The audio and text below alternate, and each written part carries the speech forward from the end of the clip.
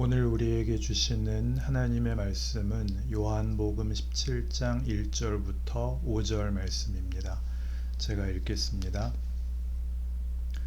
예수께서 이 말씀을 하시고 눈을 들어 하늘을 우러러 이르시되 아버지여 때가 이르렀사오니 아들을 영화롭게 하사 아들로 아버지를 영화롭게 하게 하옵소서. 아버지께서 아들에게 주신 모든 사람에게 영생을 주게 하시려고 만민을 다스리는 권세를 아들에게 주셨음이로소이다. 영생은 곧 유일하신 참 하나님과 그가 보내신 자 예수 그리스도를 아는 것이니이다. 아버지께서 내게 하라고 주신 일을 내가 이루어 아버지를 이 세상에서 영화롭게 하였사오니 아버지여 창세 전에 내가 아버지와 함께 가졌던 영화로서 지금도 아버지와 함께 나를 영화롭게 하옵소서. 아멘. 요한복음 17장은 주께서 잡히시던 날 밤에 이른바 마지막 만찬을 마치시고 마지막으로 제자들 앞에서 하나님께 드린 기도입니다. 예수님께서는 당신이 오셔서 하신 일을 영광이라고 고백하시고 예수를 보내어 하나님 아버지께서 누구신지를 알리시는 일, 그리고 무엇을 하려고 하시는지도 영광이라고 선언하며, 그리고 이런 일들은 우리 오늘 본문 3절에서 영생은 곧 유일하신 참 하나님과 그가 보내신 자 예수 그리스도를 아는 것이라고 정의한 것 같이 우리가 예수를 알고 하나님을 알게 하는 이해력과 정보로서의 안다는 얘기가 아니라 혈연관계, 부부관계 같이 그 관계에 있어서 분리될 수 없는 그런 관계를 만들기 위한 것이라 그렇게 선포하십니다. 우리는 하나님을 생각할 때에 하나님은 전지전능하시고 무소부재하시고 거룩하시고 긍휼과 자비가 많으시고 같은 많은 단어들, 또 개념들로 하나님을 설명하고 이해하려고 애쓰지만 하나님이 우리를 사랑하신다는 사실에 대해서는 그렇게 깊이 이해하지 못하는 것 같습니다. 실감하지 못하는 것 같습니다. 하나님은 우리를 사랑하셔서 사랑이라는 단어가 그런 것 같이 조건이 없고 그리고 포기가 없는 그 사랑을 우리에게 목적하시고 그리고 창조로부터 지금까지 계속하고 궁극적으로 승리케 하실 거라고 그렇게 성경이 증언하고 있습니다. 우리가 하나님의 거룩하심이나 하나님의 전능하심에 대하여 고백을 할 때는 우리에게는 일종의 공포가 있는 것으로 보입니다. 우리가 하나님 앞에 나와 기도를 할 때 그 기도의 그 전제로, 기도의 요소로 기도를 할 수 있는 조건을 회개로 먼저 시작해야 기도가 되는 것은 바로 이 증상입니다. 기도할 자격, 기도의 당위성을 먼저 제시해야 기도가 시작된다, 기도가 들린다 라고 생각하는 것은 성경이 얘기하는 것과 다릅니다. 하나님은 우리가 죄인일 때 그 아들을 보내십니다. 처음 창조 때부터 인간은 하나님의 사랑과 신뢰의 대상, 그래서 그 관계가 기쁨과 감사로 충만한 것으로 의도되었고 예수 안에서 그것을 회복하시며 창조를 완성하신다고 얘기하는 것이 성경의 약속입니다. 우리가 빌립보서 2장 5절 이하에 있는 그 예수 그리스도의 순환에 대한 바울의 해석을 들으면 예수는 하나님의 영광의 본체시지만 그 지위를 내려놓고 아버지의 뜻을 이루기 위하여 자기를 비우시고 종의 형체를 가지고 사람같이 되셨고 죽기까지 순종하셔서 십자가에 죽으십니다. 그래서 하나님께서는 바로 이런 예수 그리스도의 순환, 그 죽음을 가장 높이 들어 올려 하늘에 있는 자들과 땅에 있는 자들과 땅 아래에 있는 자들의 모든 무릎을 그 이름에 꿇게 하시고 예수 그리스도로 말미암아 영광을 받으십니다. 그러니까 지금 이 요한복음 17장에 나오는 그대로 예수님의 영광은 이 십자가를 지는 성육신과 순환과 십자가의 죽음이 영광이라고 얘기하고, 그 영광은 아버지께서 내게 하라고 주신 일을 이루는 것이라고 말합니다. 아버지께서 우리 인류에게 목적하고 계시는 이 일, 가장 중요하고 가장 힘든 이 일을 당신에게 맡기신 것이 영광이고, 그리고 하나님이 이런 식으로 우리 자신의 형상으로 만든 인류를 구원하시고 복을 주시기를 기뻐하는 하나님의 영광을 드러낸다고 고백합니다. 이것이 성경이 하고 싶은 얘기입니다. 근데 우리는 겁을 냅니다. 왜냐하면 그 경외감, 겁을 내는 것, 그것이 모든 종교의 신 앞에서의 마땅한 자세라는 일종의 종교적 선입견 때문입니다. 그러나 우리가 전에도 한번 읽었던 에베소서 1장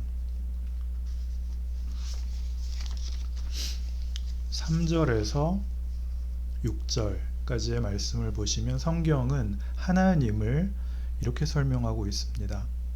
찬송하리로다 하나님 곧 우리 주 예수 그리스도의 아버지께서 그리스도 안에서 하늘에 속한 모든 신령한 복을 우리에게 주시되 곧 창세 전에 그리스도 안에서 우리를 택하사 우리로 사랑 안에서 그 앞에 거룩하고 흠이 없게 하시려고 그 기쁘신 뜻대로 우리를 예정하사 예수 그리스도로 말미암아 자기의 아들들이 되게 하셨으니 이는 그가 사랑하시는 자 안에서 우리에게 거저 주시는 바 그의 은혜의 영광을 찬송하게 하려는 것이라. 여기 보시면 하늘에 속한 신령한 복을 주려 하시고 사랑 안에서 완벽하게 하시려 하며 기쁘신 뜻이며 사랑하시는 자 안에서 우리에게 거저 주시는 바 그의 은혜의 영광을 찬송하게 하려 한다 입니다. 여기에는 어떤 조건도 그리고 어떤 불안도 어떤 부정적인 것도 들어올 수가 없는, 이렇게 천상에 속하고 가장 긍정적이고 적극적인 것들로만 이루어져 우리로 망설이게 하거나 우리로 의심하게 하거나 우리로 걱정하게 하는 그런 요소들이 전혀 없습니다. 이것은 하나님이 우리에 대하여 가지는 작정으로서 우리가 어떤 조건을 만족시켜야 되거나 하는 그런 것들이 없는 하나님의 일방적인 약속이고, 그래서 우리의 운명인 것입니다. 그런데도 우리가 이런 문제에 대하여 일종의 공포를 가지는 것은 우리가 하나님을 잘못 생각하기 때문입니다. 우리가 아는 하나님은 이런 어떤 도덕과 윤리의 결정체 같고, 그리고 그것을 벗어나는 한 오락이라도 우리가 틀린 것이 있다면 예리하게 잡아내는 그런 무서운 심판자로 되어 있지, 그 심판이라는 것 자체가 하나님이 그의 백성에게 가지신 기쁘신 뜻대로 궁극적 영광을 그가 완성하려는 것이라는 그런 표현으로서의 이해는 가지지 못하고 있습니다. 프란시스 코폴라 감독의 유명한 영화 대부를 보면 그 첫 장면이 그 대부인 돈 꼴레오네의 딸의 결혼잔치에 어느 한 사람이 찾아와서 자기 딸을 폭행한 자들에게 복수를 해달라고 합니다. 이렇게 얘기하죠. 돈은 얼마든지 드릴 테니 내 딸의 원한을 갚아주십시오. 그러자 대부인 돈 꼴레오네가 이렇게 얘기합니다. 너는 들어와서 나를 만날 때 웃지도 않았다. 나에게 예의를 취하지도 않았다. 내 손에 입을 맞추지도 않았다. 그리고 한다는 얘기가 돈은 얼마든지 줄 테니까 복수를 해달라고. 너는 나를 뭘로 보냐? 그렇게 시작을 합니다. 이 똑같은 얘기가 성경에 나온다는 거 혹시 아시나요? 누가복음 7장 성경에 그 같은 내용이 나옵니다. 누가복음 7장 36절. 한 바리새인이 예수께 자기와 함께 잡수시기를 청하니 이에 바리새인의 집에 들어가 앉으셨을 때에 그 동네에 죄를 지은 한 여자가 있어 예수께서 바리새인의 집에 앉아 계심을 알고 향유 담은 옥합을 가지고 와서 예수의 뒤로 그 발 곁에 서서 울며 눈물로 그 발을 적시고 자기 머리털로 닦고 그 발에 입 맞추고 향유를 부으니 예수를 청한 바리새인이 그것을 보고 마음에 이르되 이 사람이 만일 선지자라면 자기를 만지는 이 여자가 누구며 어떠한 자 곧 죄인인 줄 알았으리라 하거늘 예수께서 대답하여 이르시되 시몬아 내가 네게 이를 말이 있다 하시니 그가 이르되 선생님 말씀하소서. 이르시되 빚주는 사람에게 빚진 자가 둘이 있어 하나는 500데나리온을 줬고 하나는 50데나리온을 줬는데 갚을 것이 없으므로 둘 다 탕감하여 주었으니 둘 중에 누가 그를 더 사랑하겠느냐? 시몬이 대답하여 이르되 내 생각에는 많이 탕감함을 받은 자니이다. 이르시되 네 판단이 옳다 하시고 그 여자를 돌아보며 시몬에게 이르시되 이 여자를 보느냐? 내가 네 집에 들어올 때 너는 내게 발 씻을 물도 주지 아니하였으되 이 여자는 눈물로 내 발을 적시고 그 머리털로 닦았으며 너는 내게 입 맞추지 아니하였으되 그는 내가 들어올 때로부터 내 발에 입 맞추기를 그치지 아니하였으며 너는 내 머리에 감람유도 붓지 아니하였으되 그는 향유를 내 발에 부었느니라. 이러므로 내가 내게 말하노니 그의 많은 죄가 사하여 졌도다. 이는 그의 사랑함이 많음이라. 사함을 받은 일이 적은 자는 적게 사랑하느니라. 이에 여자에게 이르시되 내 죄 사함을 받았느니라 하시니 함께 앉아있는 자들이 속으로 말하되 이가 누구이기에 죄도 사하는가 하더라. 예수께서 여자에게 이르시되 네 믿음이 너를 구원하였으니 평안히 가라 하시니라. 성경에 왜 이런 얘기가 나올까요? 사도 요한의 복음서 그 말미에 예수께서 행하신 일이 만일 낱낱이 기록된다면 이 세상이라도 그 기록된 책을 두기에 부족하다 할 정도로 예수님은 많은 이적을 행하셨습니다.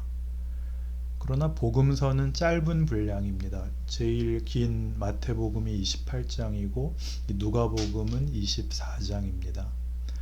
그러니까 그 많은 기적 중에 가장 중요한 것을 골라서 이제 압축하여 기록한 것인데 지금 누가복음 7장 36절부터 50절에 이르는 이 긴 절을 할애해서 그저 별것 아닌 얘기를 길게 하는 것처럼 보입니다. 바리새인이 예수를 초청했고 그 집에 음식 먹으러 들어갔는데 예수님이 오셨다는 얘기를 듣고 한 여인이 들어와 그 발에 향유를 붓고 머리털로 씻고 그 발에 입 맞춥니다. 그러니까 바리새인이 생각하기를 이 사람이 진정한 하나님의 종이라면 이 여자가 누구인 줄 알았을 거고 물리쳤을 거다 그러죠. 그러니까 이 당시에 바리새인이란 가장 고급한 신자였고 신앙에 있어서 그래도 그 윗줄에 서는 자입니다. 그가 아는 하나님과 그가 아는 신앙은 잘못을 지적해내는 잘잘못의 문제로서만 판단이 되고 있습니다. 그 마음을 아시고 예수님이 꾸짖는 것입니다. 너는 내가 올 때 발을 씻을 물도 주지 않았고 너는 감람유도 붓지 않았다. 너는 내게 입맞추지 않았다. 그러나 이 여인을 봐라. 이 여인은 와서 내 발에 향유를 붓고 머리털로 씻고 입맞추기를 그치지 않는다. 돈 꼴레오네가 하는 얘기랑 똑같잖아요. 여러분은 하나님이 어떤 분이셨으면 좋겠습니까? 하나님이 공정했으면 좋겠다. 그렇게 말하는 사람들은 다 기독교인이 아닙니다. 상대방을 벌을 줘서 나를 증명하려는 것은 폭력이 하는 짓이지 기독교는 그렇게 안 합니다. 아버지여 저들을 사하소서입니다. 저들이 나를 죽이려고 하는데 저들을 사하면 내가 죽어야 되는데 그 길을 가기로 하는 것입니다. 그것은 무슨 희생이라거나 드라마틱하거나 어떤 각오와 어떤 우리가 아는 진정성으로가 아니라 성경은 전혀 다른 얘기를 하고 있는 중입니다.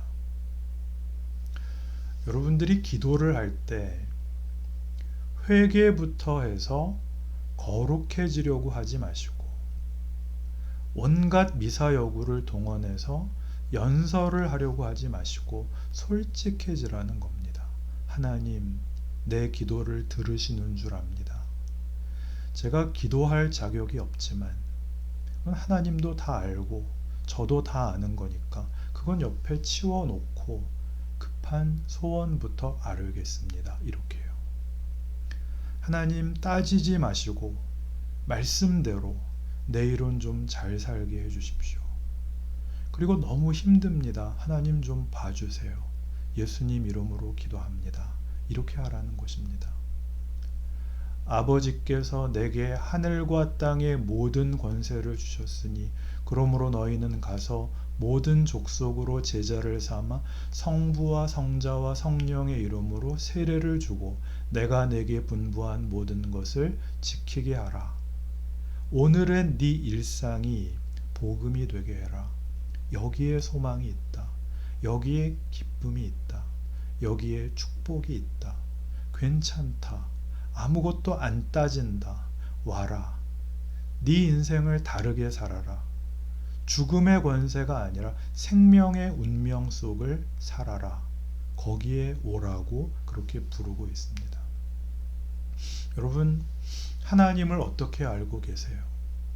하나님 이번에 잘 해결해 주시면 저도 헌금 좀 하겠습니다. 돈 꼴레오네조차도 일개 마피아 패밀리의 한 수장도 그렇게 얘기합니다. 너는 나에게 돈만 주면 뭐든지 해준다고 생각을 했단 말이냐.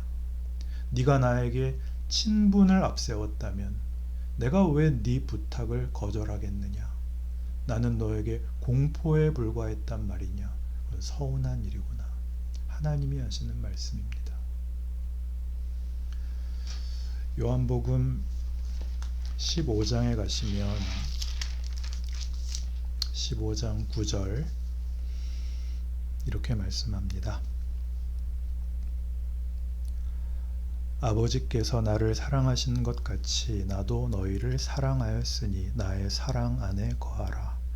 내가 아버지의 계명을 지켜 그의 사랑 안에 거하는 것 같이 너희도 내 계명을 지키면 내 사랑 안에 거하리라. 내가 이것을 너희에게 이름은 내 기쁨이 너희 안에 있어 너희 기쁨을 충만하게 하려 함이라. 내 계명은 곧 내가 너희를 사랑한 것 같이 너희도 서로 사랑하라 하는 이것이니라. 사람이 친구를 위하여 자기 목숨을 버리면 이보다 더 큰 사랑이 없나니 너희는 내가 명하는 대로 행하면 곧 나의 친구라. 여기 나오는 모든 단어가 뭔가 보세요. 사랑입니다. 사랑, 또 기쁨. 너희는 더 이상 종이 아니고 내 친구다. 이제부터는 15절 더 읽죠. 이제부터는 너희를 종이라 하지 아니하리니 종은 주인이 하는 것을 알지 못함이라. 너희를 친구라 하였노니 내가 아버지께 들은 것을 다 너희에게 알게 하였음이라. 친구다 너희는. 친구란 뭐예요? 서로 의존적인 관계예요. 하나님이 우리를 그렇게 사랑한다고요. 이제 요한복음의 그 다음에 나가면 아버지께서 나를 보낸 것 같이 내가 너희를 보내노라가 나와요. 그러니까 우리는 예수의 하신 일과 예수의 몫을 잇는 존재예요. 역사는 우리가 볼 때 아무런 소망이 없어 보이지만, 그리고 교회는 이제 다 망한 것처럼 보이지만, 우리가 있는 한, 여러분이 계시는 한, 저렇게 우뚝우뚝 서 있는 허우대 멀쩡하고 속은 다 썩어 문드러진 명성 있는 교회가 아니라, 여러분이 여러분의 자리에서 주님의 교회로 서 계시는 한 하나님은 일하고 계시고 실패하지 않는다는 눈에 보이는 증거로 그렇게 여러분이 서 계십니다. 그런데 뭘 하고 있다고요? 교회라는 이름으로, 신자라는 이름으로 왜 욕을 먹는 거예요? 스스로 공포를 만들어서 하나님 앞에 벌받지 않는 것이 전부인 것으로 하나님을 무슨 40일 기도 정도는 해야 한 번 겨우 만나주시는 분이라도 되는 것처럼 웅장한 예배당 안에 가두어 둔 채 전전긍긍하고, 나를 변명하기 위해서 저 사람은 안 믿는데요, 저 사람들은 안 모인대요, 그렇게밖에는 자기를 증명할, 확인할 방법이 없으니 빛은 어디에 비치며 진리는 어디에 오며 소망은 어디서 열매를 맺겠습니까? 보냄을 받았다는 사람들이, 자칭 기독교인들이 자신의 인생을 흑암 속에 던져놓고 비명밖에, 저주밖에, 정죄밖에 하는 게 없는데 어디에 복음이 있어요? 어디에 용서가, 어디에 소망이, 어디에 빛이, 어디에 감사와 기쁨이 나오겠냐 하는 말입니다. 로마서 8장 갑시다. 로마서 8장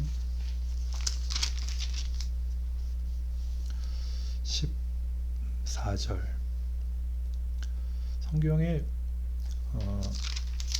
성경에 이토록 많은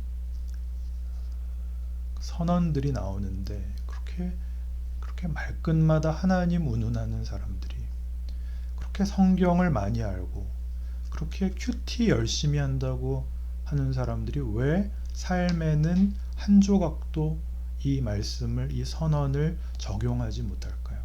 14절부터 보겠습니다. 무릇 하나님의 영으로 인도함을 받는 사람은 곧 하나님의 아들이라. 너희는 다시 무서워하는 종의 영을 받지 아니하고 양자의 영을 받았으므로 우리가 아빠 아버지라고 부르짖느니라.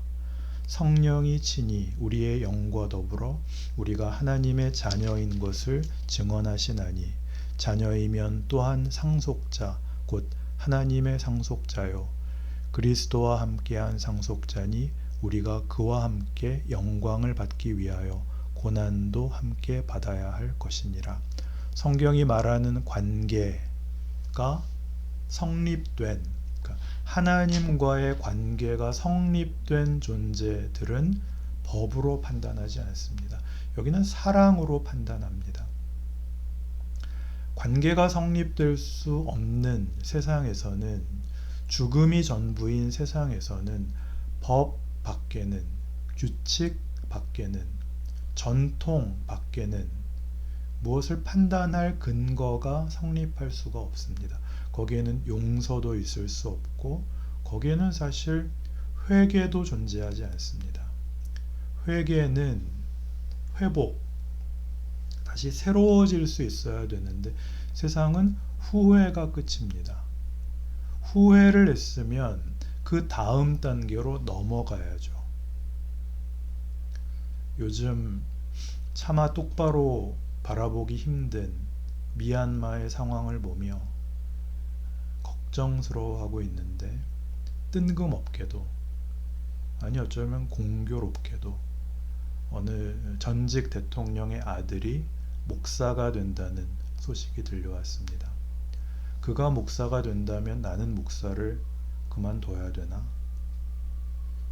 아니, 나 같은 사람도 목사인데 그 사람이라고, 뭐 그런 뻔한 생각이 들었지만 사실 그 얘기는 그다지 놀라운 소식이 아닙니다.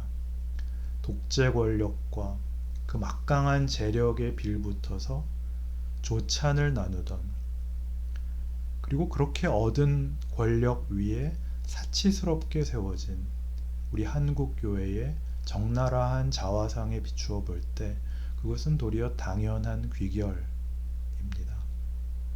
제대로 된 신자라면 감옥에 앉아서 눈물을 흘리고 소위 은혜를 받았다면 목사가 되려고 하지 말고 갚으려고 해야 됩니다. 평생에 걸쳐 뼈를 깎는 아픔을 각오하고 자기 집안으로 인하여 고통당한 이들, 그리고 아직도 그 고통에서 벗어나지 못하는 이들의 회복을 위해 최선을 다해서 숨겨진 진실을 드러내고 그에 따르는 대가를 치르는 일에 그 좋은 신앙을 동원하셨어야 맞습니다. 목사가 돼서 치매인 아버지를 어쩌고 저쩌고 웃기지 마시고, 제가 좀 더 강한 표현을 쓰고 싶은데 녹화가 되는 거라서 못하겠습니다. 웃기지 마시고, 회개가 후회가 되는 것이 아니라 회개가 회복이 되고 부활이 되고, 그래서 더 나은 데로 갈 수 있다는 믿음이 되는 그런 기도를 올리시고 그런 존재인 줄을 알아야 됩니다.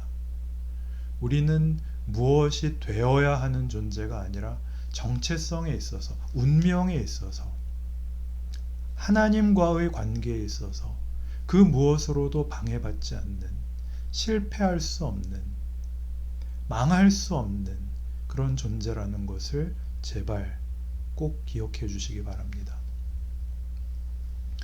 구약 성경에 너무나 놀라운 이 선언이 있습니다.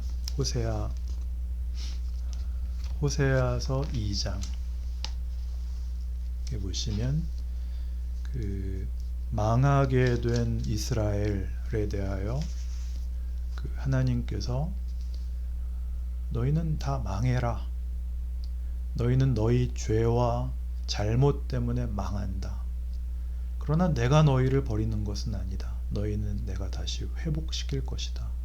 너희는 내 백성이다. 라는 그 문맥 속에 이런 말씀이 나옵니다. 호세아 2장 19절. 내가 네게 장가들어 영원히 살되 공의와 정의와 은총과 긍휼히 여김으로 내게 장가들며 진실함으로 내게 장가들리니 네가 여호와를 알리라. 이것보다 더 친근하고 이것보다 더 운명을 같이 하는 그런 다른 관계가 있을 수 있나요? 존귀하신 교우 여러분, 기독교 신앙은 하나님을 아는 것입니다. 관계로서 아는 것입니다. 신자답게 산다는 것은 도덕도 아니고 능력도 아니고 그 정체성과 운명에 관한 하나님의 약속과 의지에 관한 문제라는 것을 제발 기억하셔서 힘있게 풍성하게 살아내는 빛과 생명과 진리가 되시기를 바랍니다.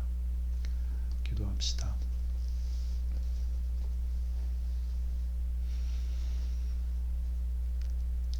하나님 아버지, 우리의 삶과 우리의 운명이 주의 손에 있사오니 우리는 포기할 수가 없습니다.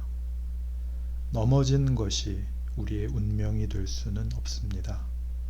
우리는 다시 일어나야 되겠고, 그리고 우리는 성경이 말한 그대로 빛이고 생명이고 진리입니다. 우리를 만나는 모든 사람 앞에 우리는 기적입니다. 우리는 복입니다. 그 복을 누려서 살아내는 귀한 인생들이 되게 하여 주시옵소서. 예수님의 이름으로 기도드립니다. 아멘.